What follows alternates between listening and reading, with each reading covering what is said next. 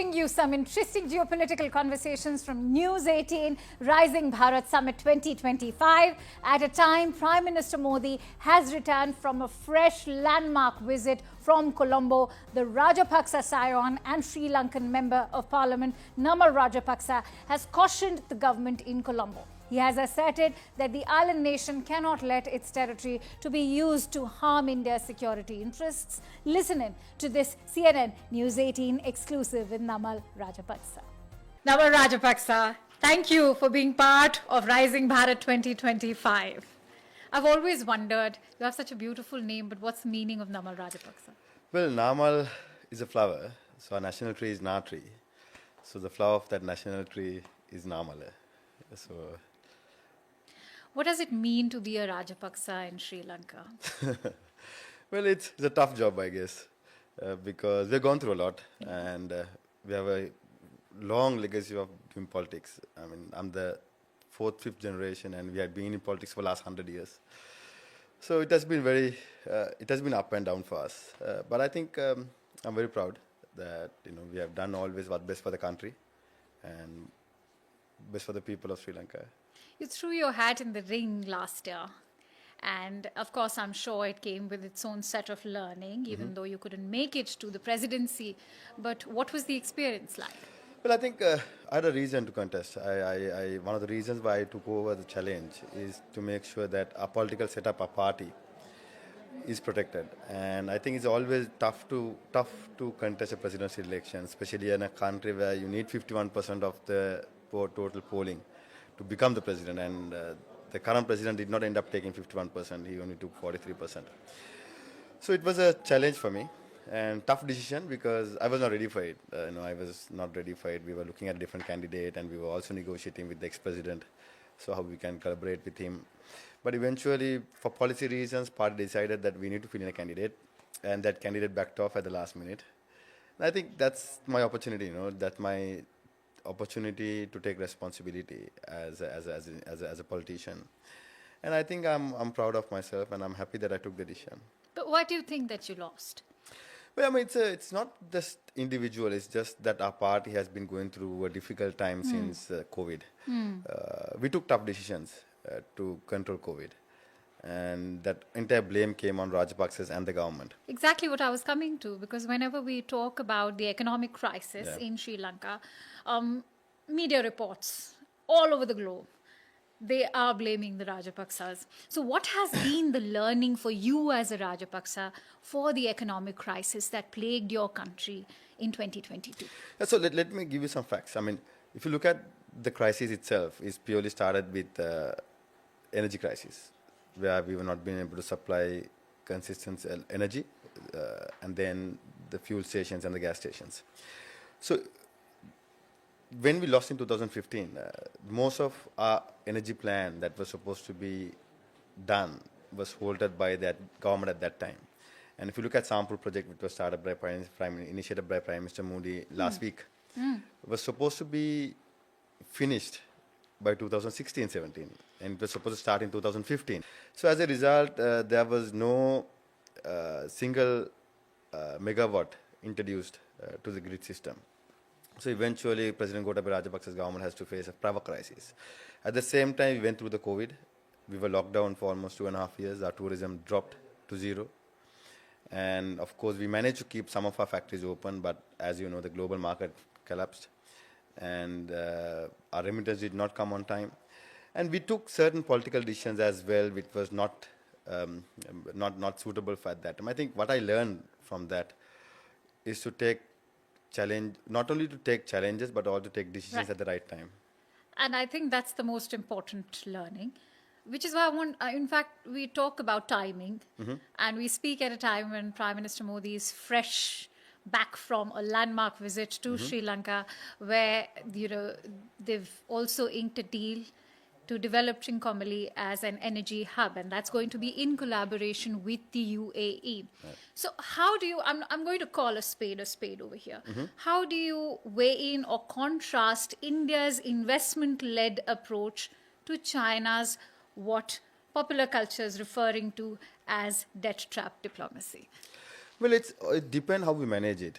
to be honest, as a country. I mean, even if it's an investment-led proposal that comes from India, if the governments or the next government does not continue that or try to introduce a different tax on it, then it won't be successful. Similarly, what happened in the previous governments in Sri Lanka. So what we lack in our country, to be honest, is the consistency. Certain anti-India politics that's happening over here as well. What's grabbing the domestic headlines is the Kachativu issue and the return of the fishermen. And Prime Minister went to Sri Lanka and he expressed hope that there could be any constitutional changes made or any amendments that could ensure, that the fishermen go scot-free. So what is your assessment? Well, I think the fishing issue is very sensitive from the both sides because Sri Lankan fishermen in the north has been the victims at one point and because of the war, obviously, for 30 years. And also it's not about the fishing itself, it's just the way you fish. It's about bottom trawling and illegal fishing methods. But at the same time, this particular topic has been pretty much politicized in Sri Lanka and also in India. So I think it's purely a regional issue that some people try to make it a national issue in India and some people try to make it a national issue in Sri Lanka. How do you think New Delhi and Colombo can work together strategically to counter terrorism and to also become a strong strategic force in the Indian Ocean region? Well, I think it's all about sustainable development, growth. If there is growth, there is no room for extremism or terrorism. And I think when you look at the global context and Indian Ocean, we both face similar challenges when it comes to national security, of course. One is, of course, terrorism. Then we do have extremism, and I think we need to counter that. And also along with that, organized crimes, organized criminal groups or drug smuggling using the Indian Ocean to smuggle drugs to the world. So these are areas that both countries and other nations in the Indian Ocean must work together to make sure that the regional peace is established. And also the global trade is changing now. I mean, with what happening in US, it's all about regional cooperation. It's all about partners in your own region and coming into an understanding. I just want to, start with a quick rapid fire round. Yeah. What comes to mind when I say Prime Minister Modi? Well, my father. I see a lot of similarities between him and my father. So when I see how he handles things, how he handles situations, people to people contact, and how religious he is, it has a strong reflection on my father. Ram Mandir. Well, Ram Mandir is something that is very close to Hindus for us, and I think there's a lot of it has to be connected to Sri Lanka because Ram Mandir is something that is close to Ramayana Trail, and I think it's something that has to be promoted. US tariff. Well, it will bring us together. It will bring the region together. Sri Lankan Tamils. Well, related. I have a lot of Tamil cousins, relatives. Thank you, Namal Rajapaksa. I'll remember this conversation. Thank you so much for joining us here at Rising Bharat. It was a pleasure speaking to you. Thank you very much. UK parliamentarian of Indian origin, Lord Karan Bilimoria, has shared his views on what makes Bharat a force to reckon with, the role Prime Minister Modi has played in changing the India story, and how countries across the globe are set to re-strategize global trade amid the threat of US tariffs. Listen in to this conversation straight from News 18 Rising Bharat Summit 2025. What, in your view, explains Rising Bharat right now? This is a very timely conference to be taking place at a time of global turmoil with the tariff wars that have been unleashed from the United States of America. And this really is a situation where India, the fastest growing major economy in the world, stands out.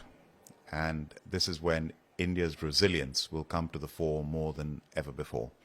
And I think that although India's had tariffs imposed on it, India's economy is on a path that I think is unshakable and will continue to grow and be the third largest economy in the world soon and the largest economy in the world by 2060.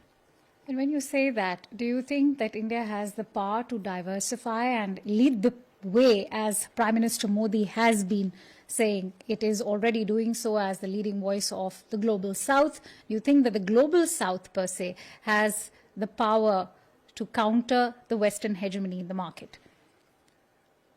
What has taken place since 1991 in India's liberalization, it took about 10 years for it to really take off, and then it took off from 2002 onwards. So for the last over 2 decades, we've had very consistent growth from India.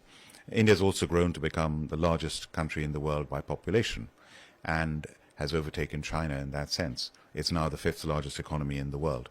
So I think when it comes to this term, the Global South, well, India, China together, if you just look at the population there of over 3 billion people almost, the Global South makes up well over half the population of the world. And there is no question about it. That's the fast-growing part of the world. The UK, we struggle at the moment to grow even at 1% a year. Gone are the days when the UK is to grow at even 3% a year, and we're desperately trying to get growth back into the UK economy. How do you think, what has been the role of Prime Minister Modi in changing India's growth story? Prime Minister Modi is without doubt one of the most powerful leaders in the world. He is one of the most well-known leaders in the world. He has made huge efforts to constantly travel the world, more than I think any other Prime Minister from India has done before in history. He's out there. He's meeting global leaders. Even just now, when Donald Trump became president for the second time, Prime Minister Modi was one of the first people to meet him. So he's got that tireless energy to go out there and put India on the map. And domestically, what he's achieved in 10 years has been quite extraordinary. A state level, whether it's on a national level, India's democracy works. India has an armed forces that has never interfered in politics. So India has diversity. It's the most diverse country in the world by far. Nothing comes close to it, let alone China. India's terrain, religion, races, languages. I mean, it's phenomenal. No other country has the diversity that India has. That's why I want to ask you, the day US tariffs kicked in, we saw some very sharp reactions come from across the globe. But our Prime Minister was silent. What do you make of that silence? I think that when Donald Trump did what he did, in life, it's not just what you do, but the way that you do it. And he has literally, it's Shakespeare, cry havoc and let slip the dogs of war, and created mayhem in the global markets.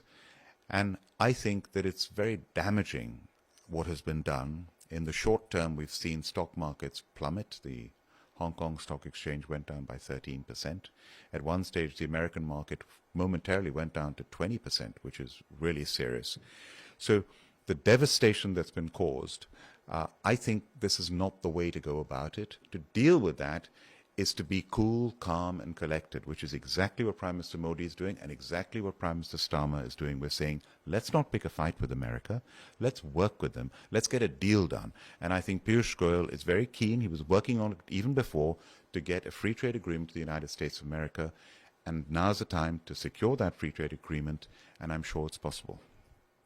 Since you talked about Prime Minister Starmer as well, I want to ask you, is there also a silver lining over here? Because do you not think that now India and EU, including now also the UK, can work towards forging better bilateral and trade ties? Yes, let's keep this in context. Yes, America is the most powerful economy on this planet by far. I'll put that into context. If you take all 27 European Union countries and you take the United Kingdom, put them together, 28 countries, America's GDP is bigger than all of them combined.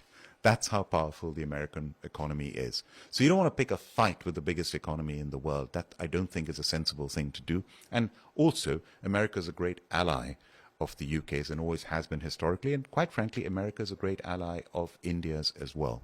So the way to do this is to do this in a measured manner and actually take the high ground. So, for example, I'm the chair of the International Chamber of Commerce, the ICC UK, and we focus on trade.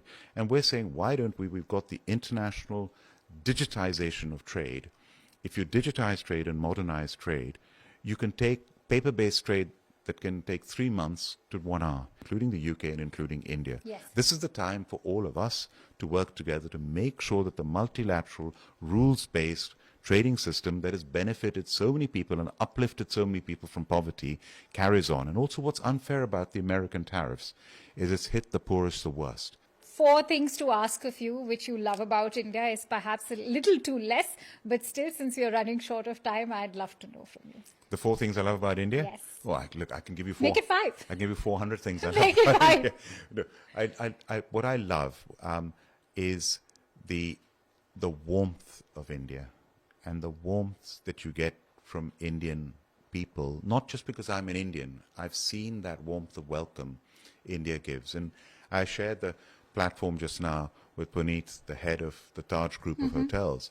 And my family were just saying unprompted to me just now, just yesterday, they said, Dad, the service you get in India in hotels is better than anywhere else in the world. And that's a fact. So that comes from the genuine warmth of Indian people. I love the food, of course. And being a What are your Hyderabadi, favorites? I love biryani. It's Biryani? my favorite Oh, wow. dish. And being a Parsi, I love all the... You don't find it too spicy? I love spicy food. love. And being a Parsi, of course, I love dhansak and Parsi food as well. And I love South Indian food. I love dosas. My favorite breakfast is having a dosa. So I love the food. I love the people. I love the terrain. I even love the heat in the summer. I enjoy the heat. So that's the 3rd. And the 4th? And of course, and I love the diversity of India. The most of all, I love the diversity, that every part of India you go to is different and wonderful. And then what I also love about India is that whichever part of India you go to, whether it's in the south, the north, east, west, any part of India, people have their own identity of that part of India that they come from, but they're always proud to be an Indian. So there's that unity in the diversity of India that is so powerful and unique. And it is the diversity that stands out. Perhaps you embody it. You're the epitome of it. Lord Bilimoria, it was a pleasure having you here at Rising Bharat. Thank you so much for giving us your precious time. Thank you very much. It's a pleasure. And that's all I have for you in this edition of World 360. Thank you so much for watching. News and updates continue on CNN News 18. Stay tuned.